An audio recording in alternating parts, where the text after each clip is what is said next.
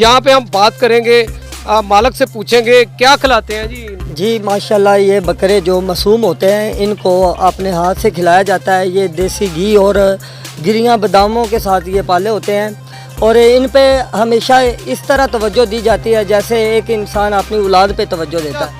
आप इनको देसी घी खिलाते हैं, दूध पिलाते हैं, इतना कुछ खिलाते पिलाते हैं, खुद भी कुछ खा भी लिया करें। असल में शो करना है तो फिर अपनी तरफ तवज्जो नहीं दी जाती। ये बताएं, ये हीरा और राजू जो है ये कितने के हैं? इनकी कीमत तो 4 लाख रुपए दोनों। हाँ जी, और यकीनन लेकर उन्होंने जाना है जिनकी किस्मत में हो।